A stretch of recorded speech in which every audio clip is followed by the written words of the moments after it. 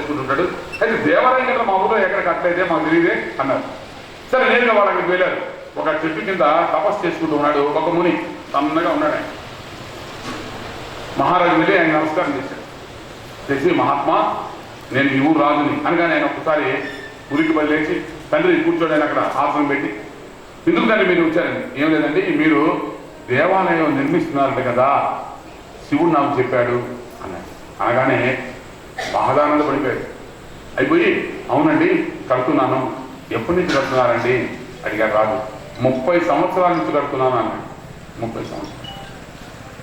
ఓ అలాగా, అంత కష్టపడి నేను ఒక్కడే కడుతున్నానండి, చాలా కష్టపడి నేను కడుతున్నాను. అయితే దానికి ఎప్పుడు మీరు ముహూర్తాన్ని నిర్ణయించారు? ఏమంతా అయిపోయిందండి, ఊరికే కొన్ని రంగులు మాత్రమే ఉన్నాయి, ఆ రంగులు వేస్తున్నాం, అది ఎప్పుడో ఫినిష్ అవుతుందో నాకు తెలీదు. రంగులు పూర్తయిన వెంటనే నేను ముహూర్తం పెట్టుకుంటాను, ఈ నెలలో అయిపోవచ్చు అన్నాడు. ఈ నెలలోనే నేను కూడా ప్రారంభోత్సవం ఉంది. అప్పుడు రాజుగారు అంటున్నారు అసలు మనకు వద్దు, ఆయన ప్రారంభోత్సవం చేసిన తర్వాతే మనం మరొక డేట్ పెట్టుకుంటామని. మహాత్మా మీ దేవాలయ ప్రారంభోత్సవానికి నేను కూడా వస్తాను, మీరు ఎప్పుడు దాన్ని పెట్టుకుంటారో చెప్పండి అని. అలాగే నేను చాలా అద్భుతంగా కట్టాను, మీ దేవాలయంలో ఒక్కసారి చూస్తాను, చూస్తే ఏదైనా మార్పులు చేరుకుంటే నా దేవాలయంలో నేను చేసుకుంటాను, ఒక్కసారి మీ దేవాలయం చూపిస్తారా అని అడిగాడు. అలాగే నేను చూపిస్తాను అన్నాడు. చూపిన కళ్ళు మూసుకున్నాను. రాజు కళ్ళు మూసుకున్నాడు. నా కవితే కోవెల నా పూజకు తరలిరా, నా కవితే కోవెల నా పూజకు తరలిరా, నా కవితే కోవెల వచ్చే దారిని తెలిపితే నా ఎదను అడుగుకు పరిచెదా, వచ్చే దారిని తెలిపితే నా ఎదను అడుగుకు పరిచెదా, నా కవితే కోవెల నా పూజకు తరలిరా, నా కవితే కోవెల. హృదయంలో కట్టుకున్నాడు కోవెల, బయట ఎక్కడ చూపించగలరు? ఎప్పటి నుంచి? 30 సంవత్సరాల నుంచి. చూడు దాని తలుపులు ఎలా ఉన్నాయి. ఆసే కోవెల దీపము నీ రూపే దానికి ప్రాణము, ఆసే కోవెల దీపము నీ రూపే దానికి ప్రాణము, చూపే వరకు మారదు నిన్ను చూడక అది మారదు. మనం పెట్టిన దీపం ముందు ఉన్నంత వరకే, కానీ నా హృదయంలో వెలిగించిన దీపం నిన్ను చూసే వరకు అది మారదు, నిన్ను నేను చూసేంత వరకు అది ఆరదు. చూపే వరకు మారదు నిన్ను చూడక అది ఆరదు, నా కవితే కోవెల నా పూజకు తరలిరా, నా కవితే కోవెల. మధుర మధుర భావనలే నీ సేవలో పువ్వులు. మనం అర్పించేటువంటి ఏ పువ్వు కూడా భగవంతుడు స్వీకరించడు. ఇది టేక్ ఫర్ గ్రాంటెడ్. మనం ఎన్నో రకాల పూలు, అమ్మవారికి ఎర్ర పూలు అంటే ఇష్టం, శివునికి తెల్ల పూలు అంటే ఇష్టం, విష్ణువుకి పచ్చ పూలు అంటే ఇష్టం అని మనం అనుకుంటూ ఉంటాం. కానీ భగవంతుడు మనం పెట్టేటువంటి ఏ పుష్పాన్ని కూడా స్వీకరించడు. మధుర మధుర భావనలే నీ సేవలో పువ్వులు. అహింసా ప్రథమ పుష్పం పుష్పమింద్రియ నిగ్రహ సర్వభూత దయా పుష్పం క్షమా పుష్పం విశేషత శాంతి పుష్పం తపం పుష్పం సత్య పుష్పం అష్టమిదం పుష్పం విష్ణు ప్రీతికరం. 8 రకాల పువ్వుల గురించి చెప్పారు. ఈ పువ్వుల్లో ఏ ఒక్కటి మనం పెట్టగలిగినా అది భగవంతునికి ఆనందాన్ని ఇస్తుంది. కానీ మనం ఆ పూలు పెట్టలేం కనుక ఈ పూలంతా పెట్టుకుంటున్నాం. మధుర మధుర భావనలే నీ సేవలో పువ్వులు, నా గుండెలో గుసగుసలు వినిపించును గుడి గంటలు, నా గుండెలో గుసగుసలు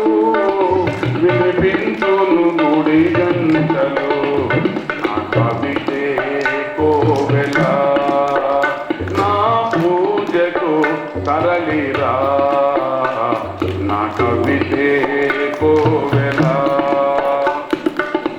మూతబడదు కుడి తలుపు అది నా కంటి చూపు. మనం పెట్టేటువంటి తలుపులు మనం మూసేసుకుని పోవాలి, లేకపోతే దేవుడు ఎత్తుకుపోతారు. కానీ నా గుడికి తలుపులు ఏమి తెలుసా? నా కళ్ళే. మూతబడదు గుడి తలుపు అది నా కంటి చూపు. గుడిలో నీ రూపు కరువైతే మిగిలేదిక కనుము.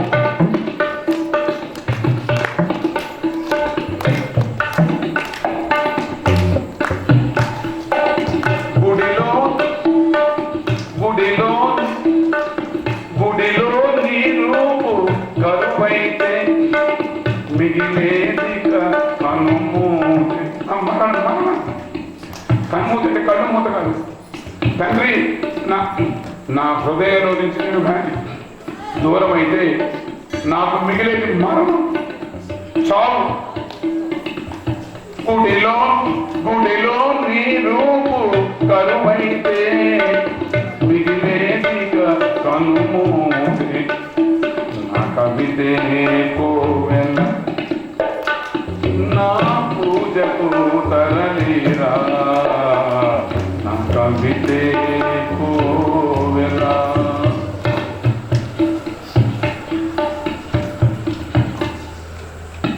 ముప్పై సంవత్సరాలుగా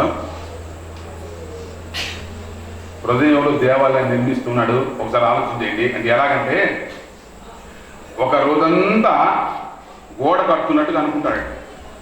ఒక 5 ఫీట్ గోడ ఒక రోజంతా అవుతుంది, ఆ విధంగా అనుకుంటాడు. ఆ విధంగా గోడ కట్టడానికి సంవత్సరం రోజులు ఎంత గోడ అవుతుందో అంతే గోడ అవుతుంది. కానీ ఒక మనిషి మనం ఒక 2 ముగ్గురు పెట్టుకుని గోడ ఒక రోజు కడితే ఎంత అవుతుందో తాను అంత గోడే ఆ రోజు కడతాడు.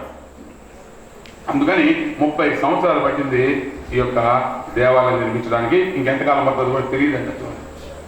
అందుకని భగవంతుడు అద్భుతంగా శివాలయాన్ని చోళరాజు నిర్మిస్తే దానికన్నా ఆయన హృదయంలో కట్టుకున్నాడే గుడి, ఆ ఆహ్వానానికి వెళ్ళడానికి భగవంతుడు సిద్ధపడుతున్నాడు. కనుక భావము లేకుండా చేసే ఏ కర్మ అయినా సరే పరమాత్మని సంతృప్తి పరచదు. నీవు ఎక్కడున్నావు అనేటువంటిది కాదు ప్రధానం, నీవు ఎలా ఉన్నావు అనేటువంటిదే ముఖ్యమైనటువంటిది. ఒక పెద్ద దేవాలయం, ఆ దేవాలయంలో విపరీతంగా జనం వచ్చిపోతూ ఉంటారు. ఆ దేవాలయంలో ఒక సన్యాసి నివాసం ఉంటున్నాడు. నిరంతరం భగవన్ నామం తప్ప మరొకటి తెలియదు. ఎవరైనా వచ్చి భక్తులు ఏమైనా పెడితే తింటాడు, లేకపోతే ఎక్కడికి వెళ్ళడు. అసలు అంటే భిక్షాటన కూడా వెళ్ళడు. ఎవరైనా భక్తులు వచ్చి స్వామి తినండి అంటే తింటాడు, అక్కడే పడుకుంటాడు. నిరంతరం ఆ దేవాలయంలోనే కాలం గడుపుతున్నాడు. మరొక ఆలోచన లేదు. అలాంటి గొప్ప సన్యాసి.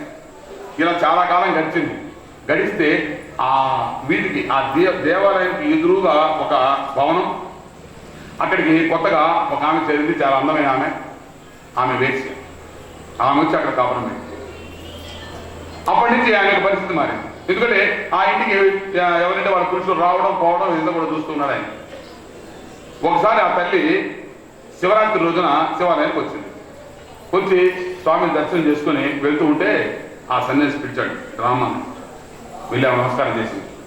నువ్వు ఎంత పరమ పాపి, భగవంతుడు శరీరాన్ని నీకు ఇస్తే దాన్ని నమ్ముకొని జీవిస్తున్నావు. నువ్వు ఎంత ఘోరమైన పాపం చేస్తున్నావు నీకు అర్థమవుతుందా? నువ్వు నరకానికి పోతావు కాబట్టి ఇంత అన్యాయం చేస్తున్నావు. ఇది చూసావా అని అడిగాడట. ఈ పక్కన ఏమిటంటే అక్కడ ఈ చిన్న రాళ్ళ గొట్టు ఉంది. అంటే ఇవి కూడా ఏమిటి, మన కంకర రాళ్ళండి. ఈ రాళ్ల గుట్ట ఏమిటంటే మీ ఇంటికి వచ్చిపోయినటువంటి పురుషుల యొక్క లిస్ట్ ఒక్కొక్కటి వేశాను. ఇది రాళ్ళ గుట్ట అయింది. ఇది నీ పాపాల మూట. ఎంత దుర్మార్గం చేసిన ఒకసారి ఆలోచించాను. అప్పుడు వెంటనే అతన్ని నమస్కారం చేసి, తండ్రి నేను కావాలని ఈ స్థితికి రాలేదు. నా తల్లిదండ్రులు చంపబడ్డారు, నన్ను బలవంతం చేసి ఈ యొక్క రొక్కులకు నెట్టేశారు. నాకు వేరే మార్గం లేక దుఃఖపడుతూ దీంట్లో నేను బ్రతుకుతున్నాను అని ఏడుస్తూ ఆయన నమస్కారం చేసి వెళ్ళిపోయింది. ఆమె అదే రోజు రాత్రి 12 గంటలకి ఆమె ఆ బాధకు మరణించింది. ఆమె గుండెపై చచ్చిపోయింది. అదే సమయానికి సన్యాసి కూడా మరణించింది. ఇద్దరు ఒకేసారి మరణించారు అర్ధరాత్రి. ఇప్పుడు విష్ణు పార్షదులు వచ్చారు ఒకవైపు నుంచి, యమభటులు మరొక వైపు నుంచి వచ్చారు. విష్ణు పార్షదులు ఆమెను తీసుకుపోతున్నారు, యమభటులు సన్యాసం పట్టుకొని పోతున్నారు. ఇద్దరు కక్షలో కలిశారు. అంటే భూమి యొక్క ఆకాశ శక్తి ఎంతవరకు ఉందో ఆ తర్వాత దాటితే వేరే రోగాలు అక్కడ కలిశారు. అప్పుడు చూశాడు సన్యాసి, పిలిచాడు వాళ్ళని, ఓ విష్ణు పార్షదులారా, మీరు అడ్రస్ తప్పి వచ్చినట్టున్నారు, సరైన అడ్రస్ కాదు, మీరు నన్ను తీసుకుపోవాల్సింది ఆ వేసిని తీసుకుపోతున్నారు. యమభటులేమో నన్ను పట్టున్నారు, అక్కడ పోవాల్సింది. ఏమిటయ్యా అడ్రస్ మారిపోయారా అని అడిగాడు. దానికి వాళ్ళు విష్ణు పార్షదులు సమాధానం చెప్పారు, లేదండి మేము కరెక్ట్ అడ్రస్కే వచ్చాము, అడ్రస్ బాగా తీసుకుపోతున్నాము. అయితే ఏమిటిది, నేను నిరంతరం భగవన్నామంలో కాలం గడిపాను, అంతేకాదు భగవన్నామంలో మరేమి నాకు తెలియదు, నేను దేవాలయంలో మరణించాను. ఆమె వేశ్య, అంత ఘోరంగా మరణించింది, ఏమిటిది అని అడిగితే అప్పుడు వాళ్ళు విష్ణు పార్షదులు సమాధానం చెప్పారు, నీవు దేవాలయంలో ఉన్నావే కానీ నీ చూపంతా ఆ ఇంటి మీద ఉంది, ఎవరెవరు వచ్చిపోతే నీకెందుకయ్యా, నువ్వు లెక్కేసుకునే సరిపోయింది. కాబట్టి ఆ లెక్కంతా నువ్వు వేసుకున్నావు. కానీ ఆ తల్లి అక్కడ దుర్మార్గం చేస్తున్నా, అయ్యో నేను ఈ నరక ఊపలు పడిపోయాని, ఆ భగవంతుడి దగ్గరికి వెళ్ళేటువంటి అవకాశం నాకు లేకుండా పోయిందని ఆ తల్లి యొక్క హృదయం అంతా కూడా నేను నిరంతరం ఆ శివుని మీద ఉంది కనుక భగవంతుడు హృదయాన్ని చూస్తాడు, అందుకని ఆమె విష్ణులోకానికి నువ్వు యమలోకానికి. అప్పుడు ఎక్కడున్నావు అనేటువంటి వ్యవహారం కాదు. అయితే శరీరంతో నువ్వు ఏ తప్పు చేయలేదు.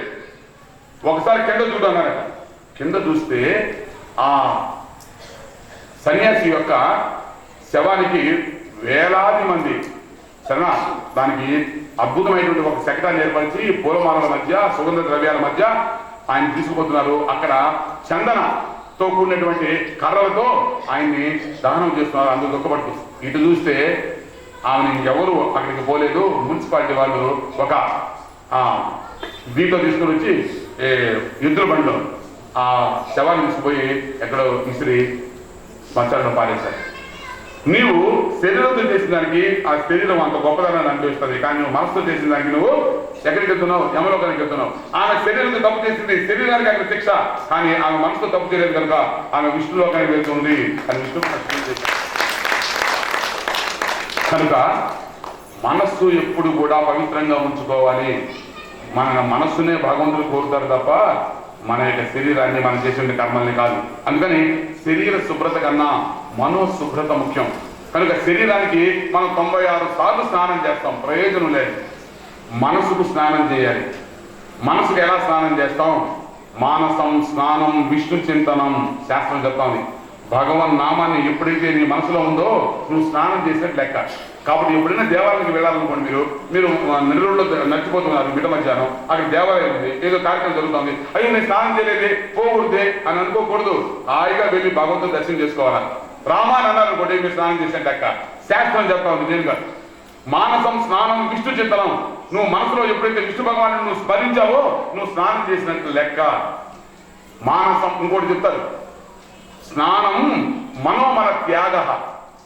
లక్ష సభ్యులు అరగజేయడం కాదు స్నానం అంటే. నీ మనసులో ఉండేటువంటి మలినాలు, రాగద్వేషాలు, అరిషడ్ వర్గాలు ఏవైతే ఉన్నాయో, కామక్రోధ లోభ మోహ మదమాశ్చర్యాలు, వాటిల్ని అంతం చేయడమే స్నానం. కనుక ఈర్ష్యాశీలు ఉన్నాయి సరేనా, ఇలాంటి వాటిని మనం కడిగేస్తూ ఉంటే మనం స్నానం చేస్తే లెక్క. అంతేగాని నీళ్లు బకెట్లు లక్ష సభ్యులు రెగ్యులర్ సభ్యులు ఇవి కాదు స్నానం. కాబట్టి ఇంతవరకు శరీరాన్ని స్నానం చేయడానికి అలవాటు పడిపోయారు. కానీ ఇప్పటికైనా సరే మనసును స్నానం చేయిస్తాను, నేను పరిశుభ్రంగా ఉంటాను, నేను న్యాయంగా ఉంటాను, ధర్మంగా ఉంటాను, నీతిగా ఉంటాను, నిజాయితీగా ఉంటాను అని ఎప్పుడైతే మనిషి అనుకుంటాడో, ఆ రకమైన స్నానాన్ని వాడు చేసుకుంటాడో భగవంతుడు వాడిని అత్యంత దగ్గరకు తీసుకొని వస్తుంటాడు. కనుక కొంతమంది స్త్రీలు నిరంతరం పూజలు, వ్రతాలు, దేవాలయాలు అవి ఇవి చూసుకుంటూ ఉంటారు. పిల్లల్ని పట్టించుకోరు, భర్తను పట్టించుకోరు, తిరుగుతూ ఉంటారు. తప్పింది. మీ యొక్క ధర్మాన్ని మీరు ఆచరించాలి. ఎవరెవరి ధర్మాన్ని వారు సక్రమంగా ఆచరించాలి. పైన ఆచరించేటువంటి కర్మలన్నీ మంచివే. దేవాలయానికి పోవడం మంచిదే సరేనా, భజన చేయడం మంచిదే, తీర్థయాత్ర పోవడం మంచిదే. ఇవన్నీ దేనికోసం తెలుసా? భక్త సుఖం కోసం కదా చేస్తున్నాను. భర్త సుఖం కోసం చేస్తూ ఆయనకి కావాల్సినటువంటి పరిచయం చేయకపోతే, పిల్లల సుఖం కోసం చేస్తూ పిల్లల్ని పట్టించుకోకపోతే ఇవి చేసిన ప్రయోజనం ఏమిటి? కనుక ఆయనకి అసౌకర్యం కలిగించే పనులు చేయకుండా ఉండడమే పతివ్రత యొక్క లక్షణం. ఇది సీతామహాతల్లిలో మనం చూస్తాం. రామునికి ఎప్పుడు ఏది కావాలో ఎప్పుడెప్పుడు వాటిని చేస్తామా అని ఆ తల్లి నిరంతరం చూస్తూ ఉంటాం. మన విషయం వేరు. కేవలం ఈ టీవీలో చెప్పేటువంటి వాటిని బట్టి అది చేస్తే ఇది వస్తుంది, ఇది చేస్తే అది వస్తుంది అని మీరు భావించి ఆ టీవీ వాళ్ళని నమ్మి మీరు చెడిపోతున్నారు. కాబట్టి వాటిని నమ్మకండి, అన్ని అబద్ధాలే. టీవీలో వచ్చేటువంటి ఆధ్యాత్మిక ఉపన్యాసాలు అన్ని అబద్ధాలే, మిమ్మల్ని ఊరికే తప్పుతో పట్టించేటువంటి ఉపన్యాసాలు. కనుక సత్యం ఏమిటంటే మనస్సు, ఇది ప్రధానమైనటువంటిది. మనసులో సంకల్పాలు అవి ప్రధానమైనటువంటివి, మనసులో భావాలు అవి ప్రధానమైనటువంటివి. మీరు ఎన్ని ఒత్తులు ఎదిగించారో భగవంతుడు చూడ్డు, మీరు ఎన్ని ప్రసాదాలు పెట్టారో భగవంతుడు చూడ్డు. సరేనా? మీరు మనసులో ఎన్ని మంచి ఆలోచన చేస్తున్నారో భగవంతుడు చూస్తాడు. నీ తల్లిదండ్రులను గౌరవిస్తున్నావు లేవా, ఇది ప్రధానమైనటువంటిది. ఎన్ని కొబ్బరికాయలు కొట్టావు కాదు, మీ అత్త మామని మీరు సక్రమంగా చూస్తున్నారు లేదా, అది ప్రధానమైనటువంటిది. ఎన్నిసార్లు దేవాలయం చుట్టూ తిరిగాలటువంటిది కాదు. కనుక మనిషి మనస్సుతో సక్రమమైనటువంటి తన ధర్మాన్ని ఆచరిస్తూ ఉండడమే భగవంతుణ్ణి మనకు దగ్గర చేసేటువంటి వ్యవహారం. సౌభాగ్య వ్రతం చేస్తా ఉంది ఒక ఆమె. సౌభాగ్య వ్రతం దేనికి?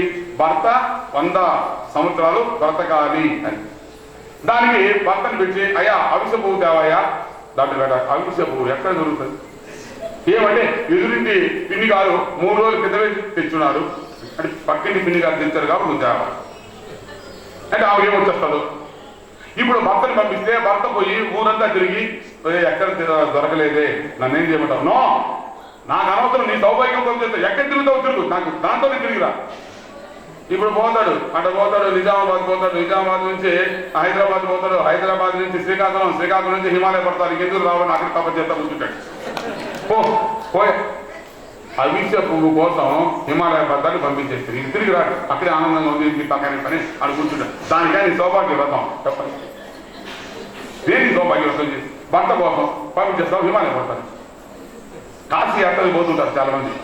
కాశీ యాత్రకు పోయినప్పుడు ఆ గంగలో మునిగినప్పుడు అక్కడ బ్రాహ్మణులు చెప్తారు, అమ్మ గంగలో మునిగినప్పుడు ఏదో ఒకటి విడిచిపెట్టాలి అని. అది ఎదుగుతారండి. ఆ మాట చెప్పగానే ఏది విడిచిపెట్టాలి, ఏది విడిచిపెట్టాలి, ఇంకా ఏది విడిచిపెట్టా మనకు కష్టమే.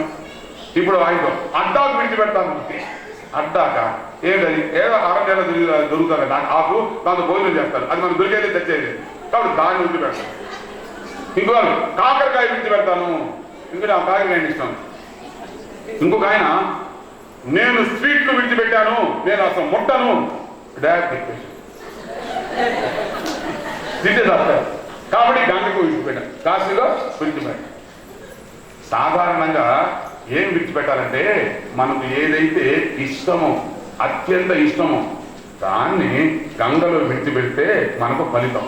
అంతేగాని అడ్డాకులు, కాకరకాయలు, ఆ గుమ్మడికాయలు కాదు. నీకు అత్యంత ప్రేమైనటువంటిది సరే, నీవు దేనికి ఎక్కువగా ప్రేమిస్తావు దాన్ని విడిచిపెట్టాలి. కాబట్టి క్రోధం విడిచిపెట్టాలి. మనకి ఇష్టం, నిరంతరం కోపడతాం.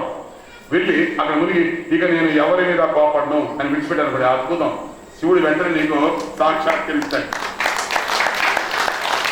నేను కామం విడిచిపెట్టేస్తాను, కోరికలు విడిచిపెడతాను, మాత్సర్యం విడిచిపెడేస్తాను, అసూయ విడిచిపెట్టేస్తాను. ఇలా విడిచిపెడుతూ ఉంటే పోయినప్పుడు అలా ఒక్కొక్కటి అందరూ మైతాత్మలు అయిపోతాం, అందరూ వశిష్ఠమాసులు అయిపోతాం. మనం విడిచిపెట్టాం కదా. పాపం ఒక బ్రాహ్మణ అయినా ఒక ఇల్లాలు వస్తే ఆమె చెప్పాడంట, అమ్మా నీకు బాగా ఇష్టమైంది విడిచిపెట్టాలమ్మా, ఏదైతే అడ్డాలు గిడ్డాలు కాదు, కళ్ళు మూసుకుని నేను మంత్రం చెప్తాను చెప్పమ్మా. నేను కళ్ళు మూసుకుని మంత్రం చెప్పాడు. తను తెచ్చాడు. ఆమె నా భర్తను వదిలేస్తున్నాను, ఆయన నాకు ఇష్టం. నీ గొప్పదే కాశీకి వెళ్ళి అదే ఇష్టమని నీకు భర్త ఇష్టం వచ్చి గంట వదిలేస్తున్నా. ఇంకొక ఆమె నా భర్త ఎప్పుడు చల్లగా ఉండాలని నేను కోరుకుంటున్నానండి.